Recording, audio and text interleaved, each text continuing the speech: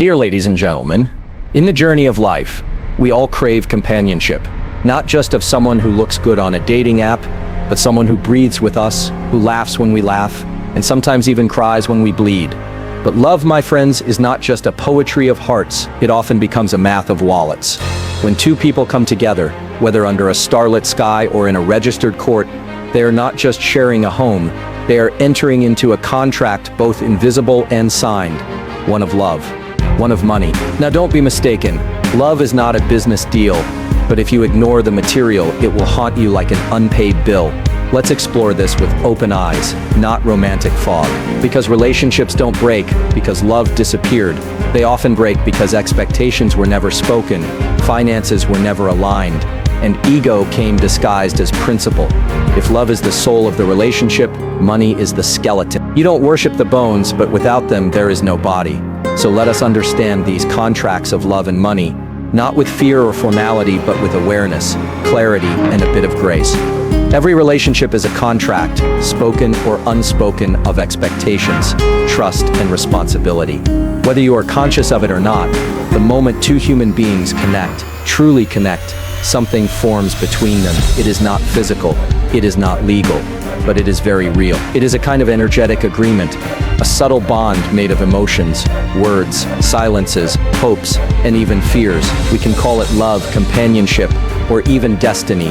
But if we strip away the poetry, what remains is a contract, not written with ink, but carved with present. This contract is not typed on paper, but inscribed in the ways we look at each other, the ways we speak, the roles we take up, and the hopes we silently assign to one another. And every such contract comes with expectation. The moment you say, "I love you," even without meaning to, you create a space where the other person believes, now you will be there for me, you will care for me, you will protect my emotions, you will understand when I speak and when I don't.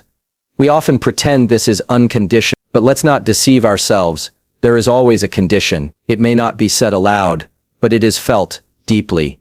One expects loyalty, the other expects freedom. One expects transparency, the other assumes privacy. One sees love as giving everything, the other as never being questioned. The unspoken parts of the contract are the ones that cause the deepest wounds. If a contract in the marketplace requires terms to be clearly agreed upon, if lawyers and clauses are used to avoid misunderstanding in business, how much more clarity do we need in matters of the heart, which are far more fragile and prone to misinterpretation? Trust is another element of this subtle contract. Trust is not something that simply falls from the sky.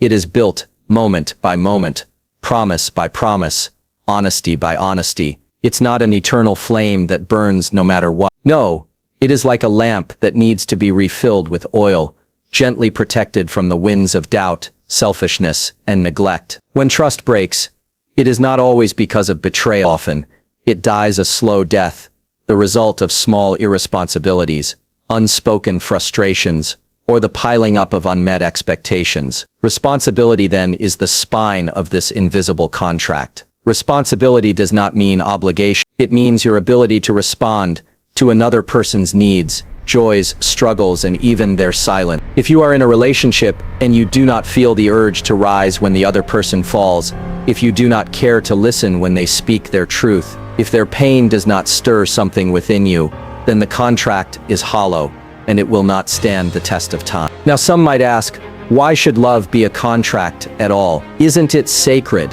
Isn't it beyond conditions? Yes, love is sacred, but it expresses itself through human limitations, and human beings are not machines. We are full of longing, memory, wounds, desires, and dreams. If love does not include responsibility, then it is a mere infatuation. If love does not involve trust, then it is just attachment. And if love is full of expectations but no willingness to express or hear them, then it is a ticking time bomb waiting to explode into resentment. In truth, relationships fall not because love was absent, but because people did not realize they were in a contract, and so they violated it blindly. They made assumptions, they expected without giving, they took without gratitude, or they gave endlessly without boundaries, until they collapsed. So we must begin to see clearly, not cynically, but consciously. Every time you walk into a relationship, ask yourself, what am I truly expecting? What am I willing to give? Am I willing to hold this bond with dignity and presence, or am I entering it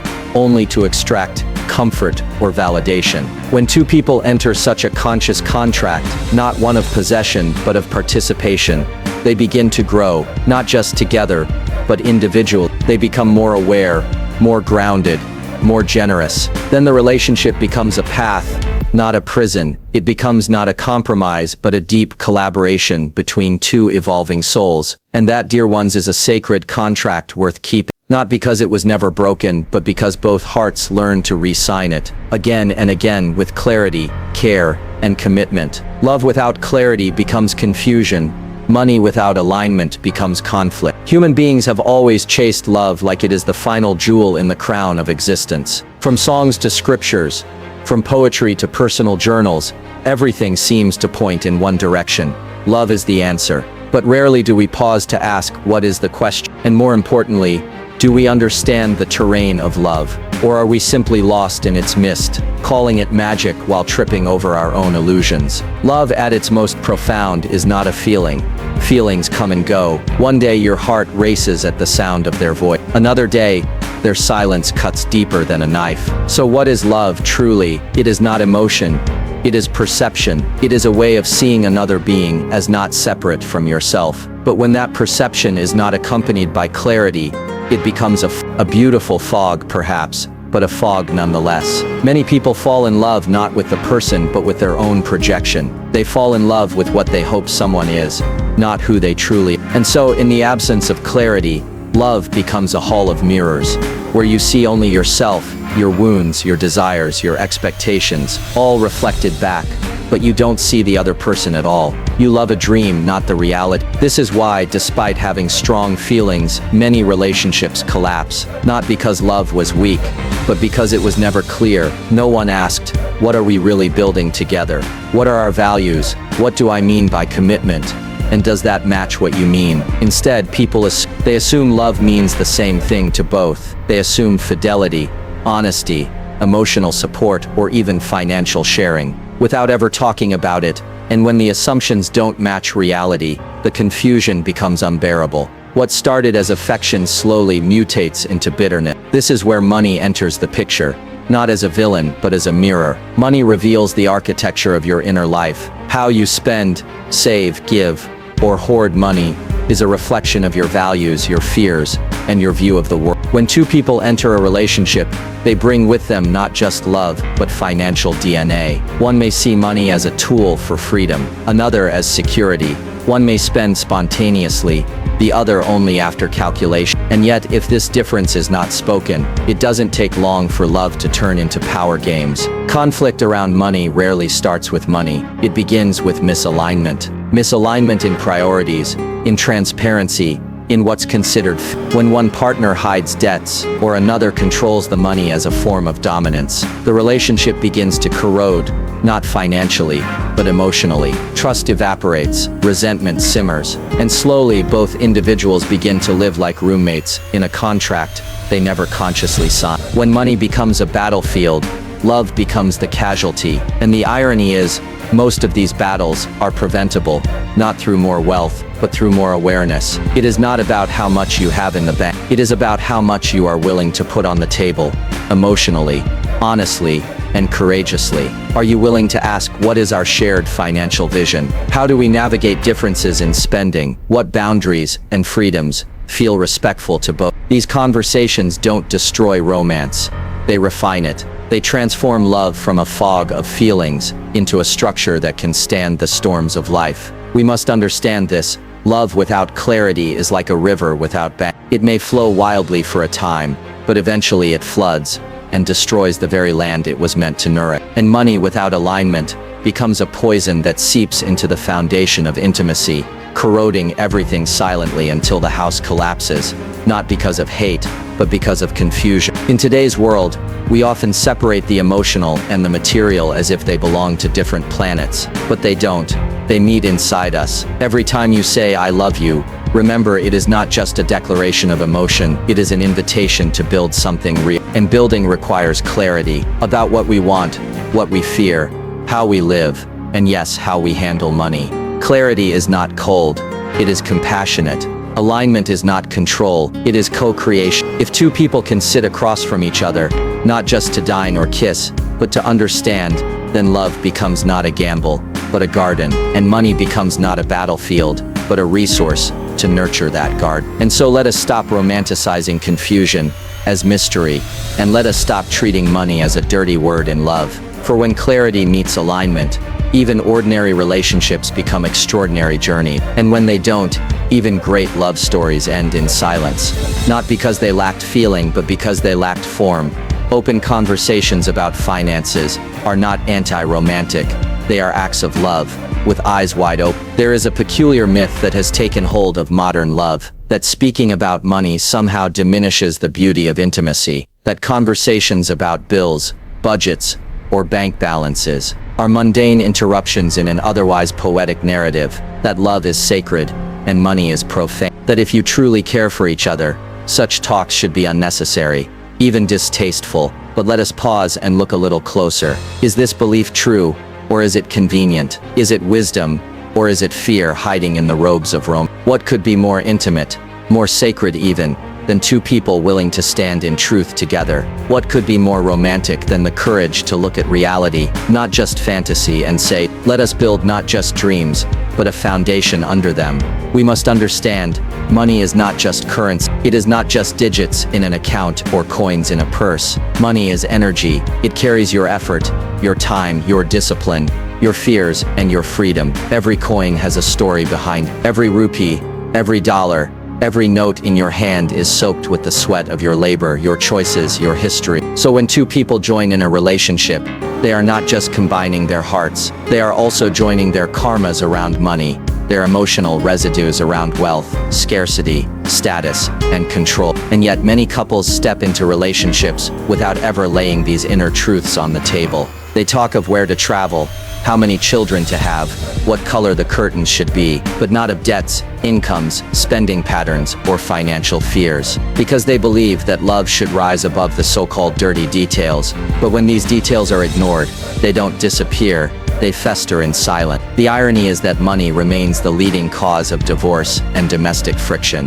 not because of money itself, but because of the lack of conversation about it. Silence is not love, avoidance is not harmony. In fact, it is in the absence of open, honest dialogue that resentment begins to grow. When you do not discuss finances, you are not protecting your love, you are protecting your insecurity, and anything protected by fear is already under threat. Imagine two people in love. One is a saver, the other a spender. One wants to invest in the future, the other lives entirely in the now. One grew up watching their parents struggle to make rent, and now fears poverty like a ghost. The other grew up in abundance, and sees money as a tool for pleasure and freedom. Now if these two never speak of their background, never unravel their financial psyche before each other, they are like two people dancing in the dark, beautiful for a moment, but destined to collide. On the other hand, consider this. Two people sit down at a table, no judgment, no ego. They speak not just of love, but of how love will live, what it costs, what it requires, what it needs. They lay out their earnings, their visions, their fears. One says, I'm scared of debt. The other says, I feel suffocated by too much plan. One says, I need to feel secure to give freely. The other says, I need freedom to feel alive.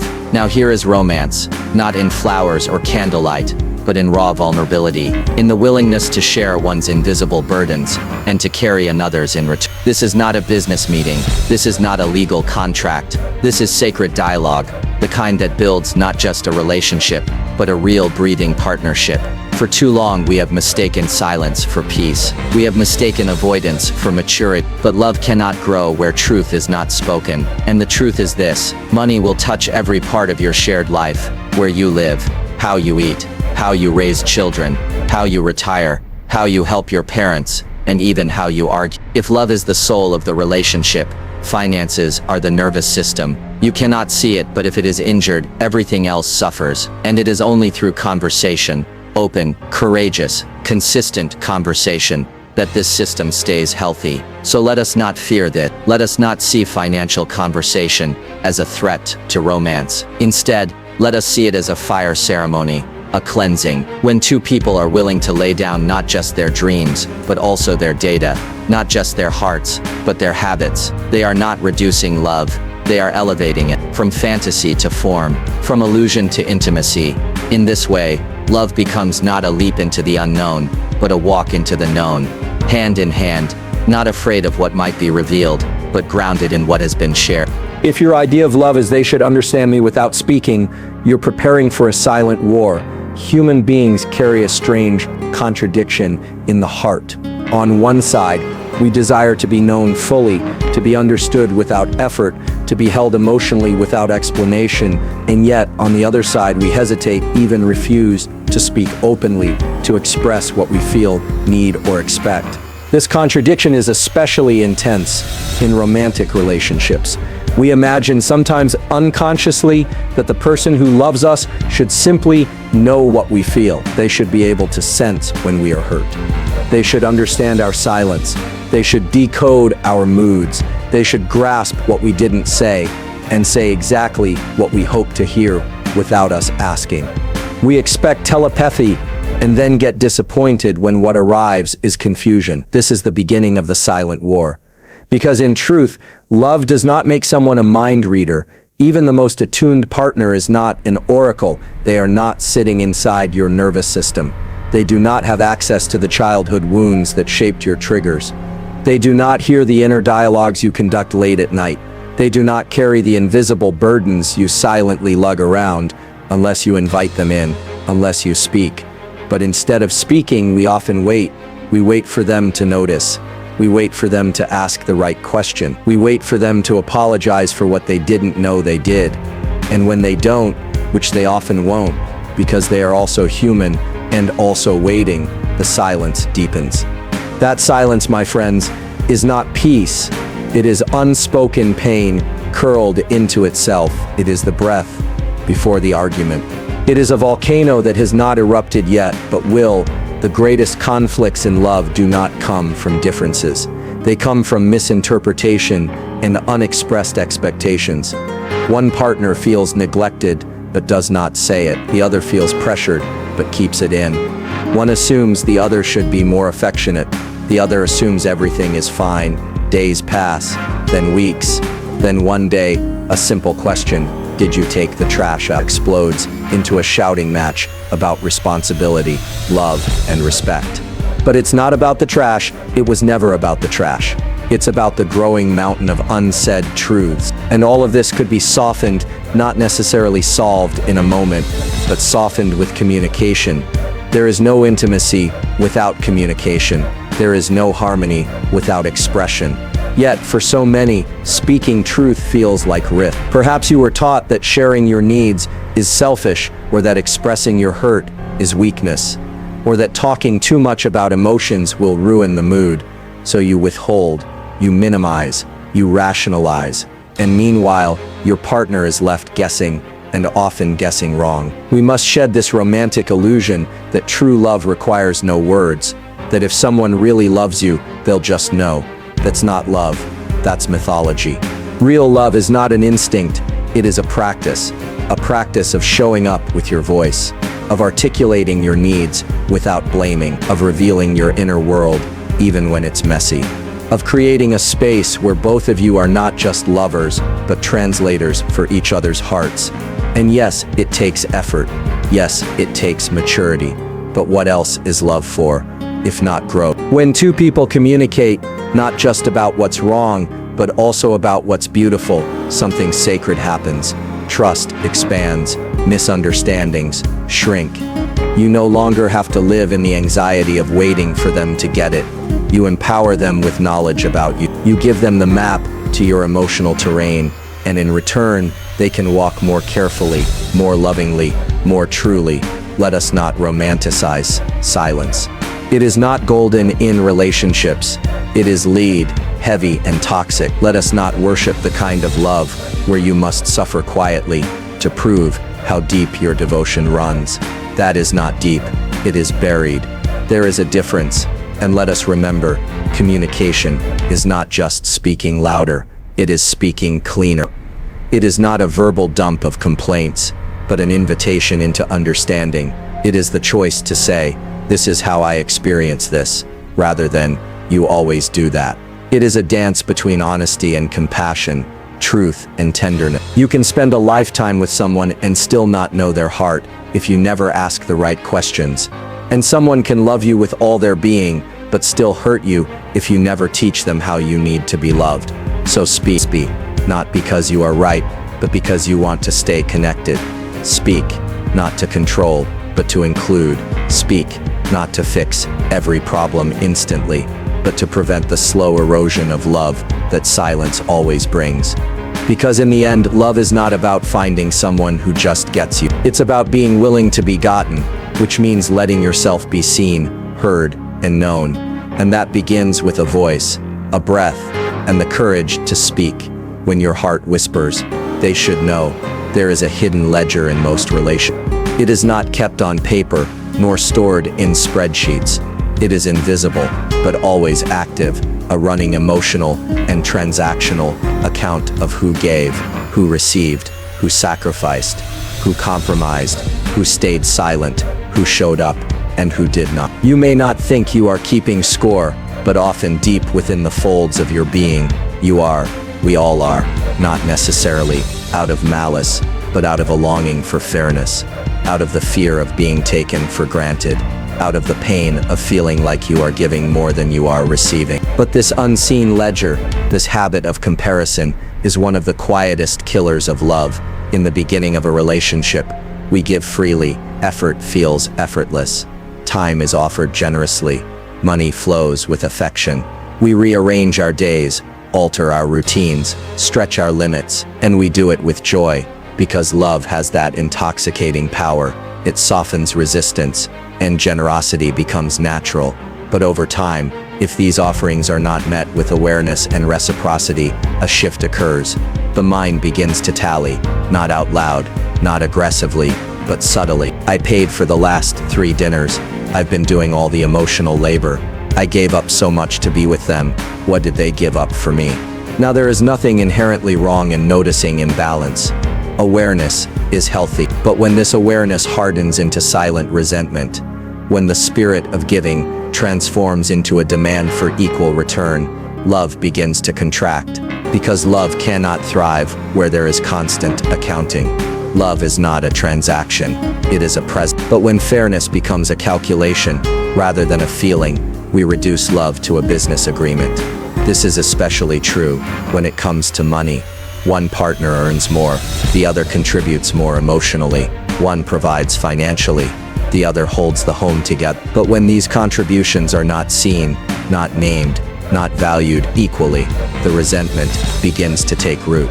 The one providing financially might feel overburdened. The one offering emotional or household labor might feel invisible. Each silently feels they are giving more, and each believes they are not being fully appreciated.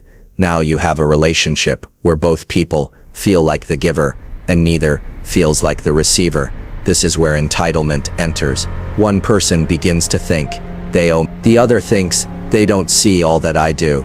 What once was joyful giving turns into quiet bitterness. And when that bitterness is left unspoken, it becomes sarcasm, withdrawal, passive aggression, or even cruelty masked as indifference. But how do we move beyond this? Are we to give endlessly, even if our needs are unmet? Are we to ignore the pain of imbalance? No, the answer is not to stop noticing. The answer is to stop accusing silently. You must speak, not from entitlement, but from clarity. You must be able to say, this is what I'm bringing to this relationship. This is what I need in return. Not because I want to keep score, but because I want us to thrive in mutual awareness. Healthy love is not giving endlessly, without boundary. It is giving from fullness, with communication. It is recognizing that fairness is not sameness. Sometimes one person is stronger in one area. Sometimes one season requires more from one partner than the other. Fairness, then, is not measured in quantity, but in sincerity and intention. If both partners are willing to see each other, really see, not just what is done, but what it costs emotionally, physically, spiritually, then the relationship becomes a living ecosystem. It breathes, it balances itself through presence and feedback, not through punishment or guilt. And here's another truth. Often, resentment over imbalance is not just about the partner. It is about your own relationship with self-worth. If you feel unworthy of asking for what you need, you will overgive. If you fear rejection, you will silence your pain. Then when your silent sacrifice is not recognized, you will punish not them but yourself first, and then the relationship. This is why healing the ledger starts with healing the self. You must believe that your needs are valid, that your contributions matter, even if they are invisible, that you are allowed to ask, to express, to negotiate, not in anger, but in self-respect.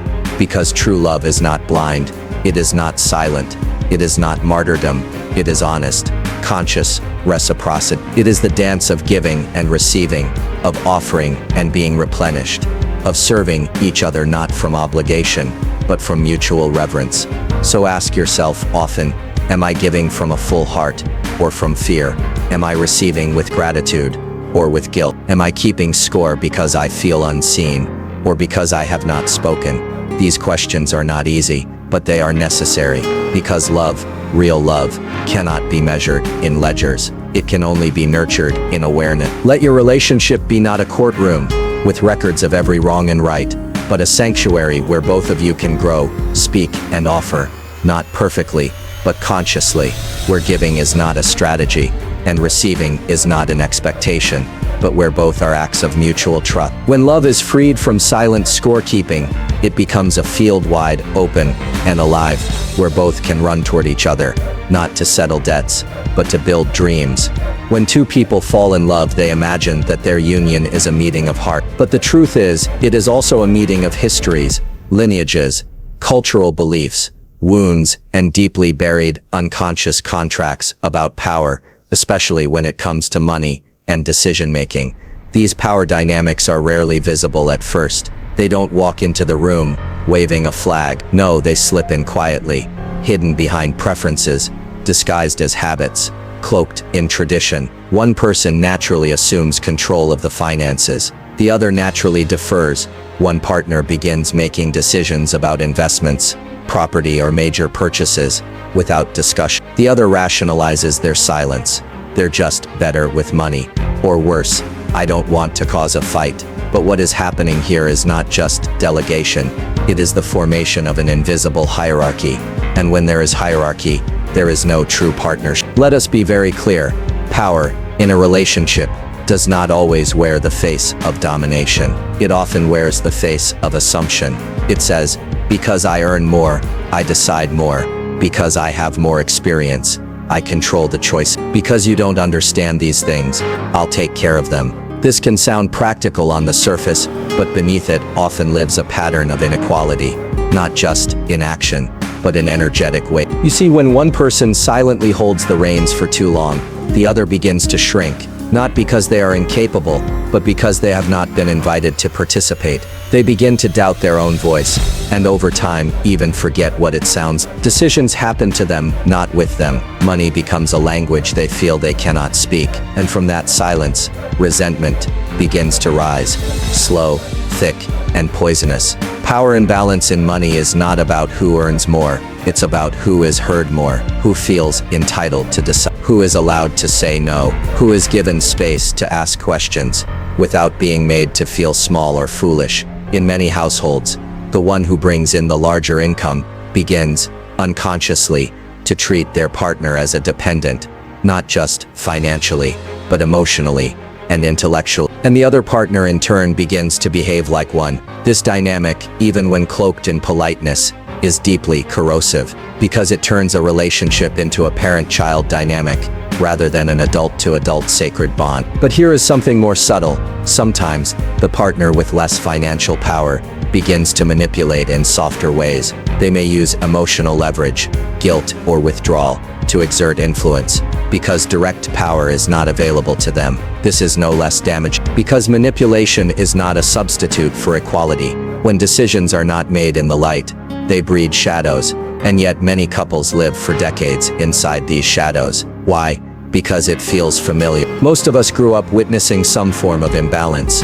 One parent ruled the finances, while the other obeyed, quietly. Or money was a source of control, withheld as punishment, or doled out as reward. These patterns enter us silently as children. We absorb them, and then, without realizing, recreate them in our own relationships. Not because we want to, but because they are what we know, what feels safe, what feels normal.